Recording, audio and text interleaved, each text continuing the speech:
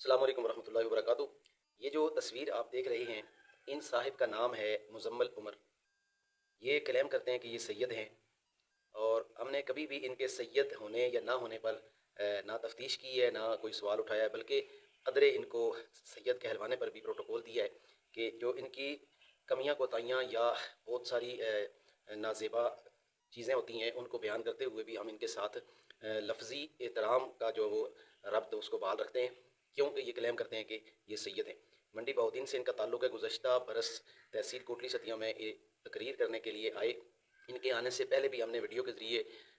اپنا پیغام دیا کہ یہ حضرت جو ہیں یہ شدید ترین متنازع اور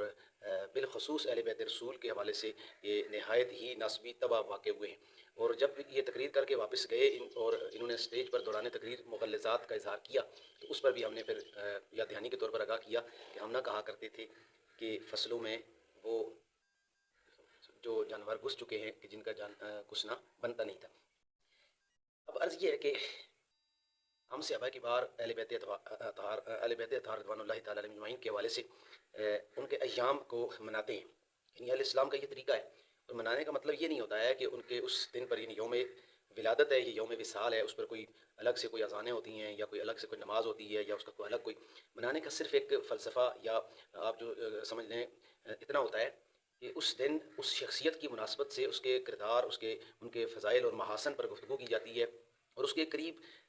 جو جمعہ کی نشست ہوتی ہے اس میں علماء کوئی صحابی ہے یا اہل بیت کا فرد ہے، اس کے فضائل اور مناقب کو بیان کرتے ہیں، تعلیمات کو پھیلاتے ہیں، اور ان کا جو کردار ہوتا ہے، ان کی جو افادات ہوتے ہیں وہ لوگوں تک پہنچاتے ہیں۔ بس منانے کا جسٹ اتنا مطلب ہوتا ہے۔ لیکن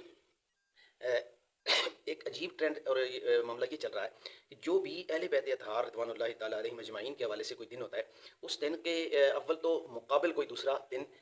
تاریخ سے ہٹ کر کھڑا کر دیا جاتا ہے، اگر دستیاب بنتا ہو یا کہیں نزدیک نزدیک پڑتا ہو۔ اگر نہ بھی ہو تو اس کو پھر اہل بیت اطہار کا دن، یعنی شخصیات اہل بیت میں سے آل رسول کی میں سے کسی فرد کا یوم وصال یا یوم ولادت ہے، تو اس کو رافضیوں کا یا جو بدعقیدہ شیعہ ہیں ان کی لپیٹ کر تو اسے سائڈ پہ کرنے کی کوشش کی جاتی ہے۔ لیکن کوئی شخص ایسا ہوتا ہے کہ جس سے انکار کرنا مشکل ہو جاتا ہے، جس طرح حضرت علی المرتضیٰ کرم اللہ تعالیٰ وجہ الکریم، آپ کی ہستی چونکہ اہل بیت اطہار کے ابتدائی ستونوں میں مرکزی ستون کی حیثیت رکھتی ہے۔ سیدہ زہرا سلام اللہ تعالیٰ علیہ، حضرت علی المرتضیٰ حسنین کریمین، یہ ابتدا ہیں اہل بیت اطہار کی، نبی کریم صلی اللہ علیہ وسلم کی اہل بیت میں۔ تو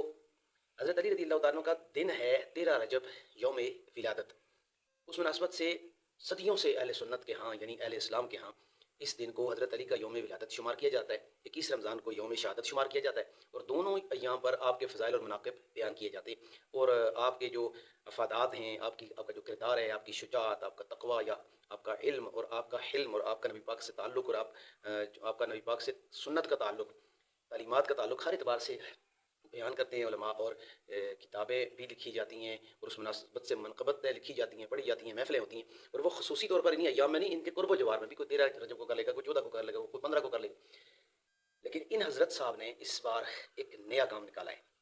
آپ دیکھ لیں گے اسکرین پر آپ کو لکھا ہوا نظر آ رہا ہوگا 13 رجب کے متعلق کہ اس بار 13 رجب کو یوم خلفائے راشدین کے نام سے منایا جائے گا۔ یہ حضرت یہ فرما رہے ہیں، یعنی 13 رجب خلفائے راشدین سے جو ہے کوئی انکار یا اس کا تو سوال پیدا نہیں ہوتا، لیکن 13 رجب حضرت علی المرتضیٰ کرم اللہ تعالیٰ وجہ الکریم کی ولادت کا اگر دن ہے، تو پھر اس پر تمامی خلفاء کا نام لینا یہ حضرت علی رضی اللہ تعالیٰ عنہ کے ساتھ ناانصافی اور بغض کو ظاہر نہیں کر رہا۔ دوسری طرف اب آپ دیکھیں، ساتھ ہی دوسری پوسٹ آپ ان کی ملاحظہ کریں، اس میں یہ فرما رہے ہیں کہ یہ فرما رہے ہیں کہ جناب ایک اصول یاد رکھیں کہ مکہ المکرمہ کے اندر پیدا ہونے والے کسی بھی شخص کا، یعنی ان کا سے مراد ہے کہ کسی بھی اہل اسلام کا جو مکہ میں پیدا ہوا ہے نبی پاک کے زمانے میں، صحابہ میں یا سب میں، نبی کے علاوہ کسی کی بھی تاریخ پیدائش ثابت نہیں ہے۔ اس لیے کیا ثابت کرنا چاہتے ہیں؟ کیونکہ مکے میں حضرت علی پیدا ہوئے ہیں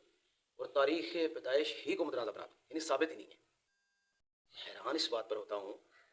کہ 14 صدیوں سے جس چیز کو اتنا تسلسل کے ساتھ امت کے اندر اس کا رجحان موجود ہے، تو یہ ایم آئی نہیں موجود ہے سنی سنائی سے، اس کا باقاعدہ تاریخ کے اندر، اسلامی تاریخ کے اندر اس کا ثبوت بھی ضرور موجود ہے۔ اس کے باوجود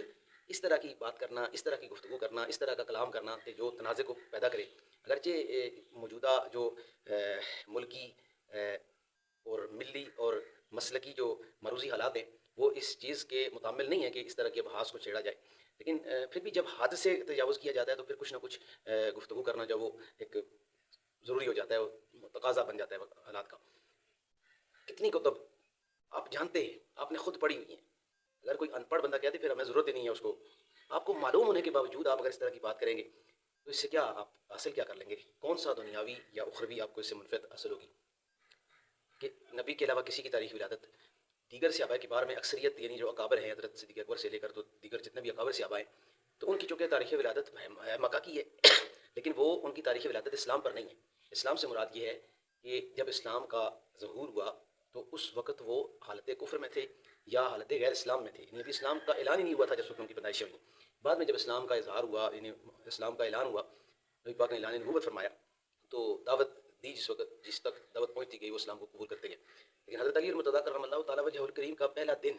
پہلی آنکھ کھلی نبی پاک علیہ الصلوۃ والتسلیم کی گود مبارک کے اندر ہے، اس اعتبار سے آپ کا یوم ولادت منایا جاتا ہے، کیونکہ آپ کو حالت کفر نصیب ہی نہیں، مطلب کہ اس سے اللہ تعالیٰ نے آپ کو محفوظ رکھا کہ آپ نے حالت کفر دیکھی ہی نہیں ہے سرے سے، تو آپ نے کہہ دیا کہ ثابت ہی کسی کا نہیں ہے۔ اس طرح یہ زیادتی نہ کریں۔ کتنی کتابیں، درجنوں کی تعداد میں کتابیں جن کی طرف واضح الفاظ میں لکھا ہوا ہے کہ حضرت علی المرتضیٰ ولیدہ علی ابن ابی طالب رضی اللہ تعالیٰ عنہ، حضرت علی ابن ابی طالب پیدا ہوئے ہیں مکہ کے اندر 13 رجب کو، رجب کی 13ویں کو آپ پیدا ہوئے ہیں اور بیت اللہ شریف کے اندر پیدا ہوئے۔ اتنی ان گنت روایات موجود ہیں تاریخ کے اندر، جو صحابہ کی تاریخ پر لکھی گئی کتابیں یا عرب کی تاریخ پر لکھی ہوئی کتابیں، اسلامی ہسٹری کا ایک بہت بڑا جو ذخیرہ اس پر موجود ہے۔ تو لہٰذا یہ نفاق نہیں ہونا چاہیے، یہ سخت زیادتی کی بات ہے، یہ کرنے کے کام نہیں ہے۔ کرنے کے کام اور بہت سارے ہیں لیکن وہ کرنے کے کام جو ہیں ان میں آپ کی قابلیت نہیں ہے۔ اگر آپ کی وہ کام کرنے کی قابلیت نہیں ہے نا تو 2 نفل امام کافی ہے، بس اس ڈیوٹی پہ معمول رہیں تو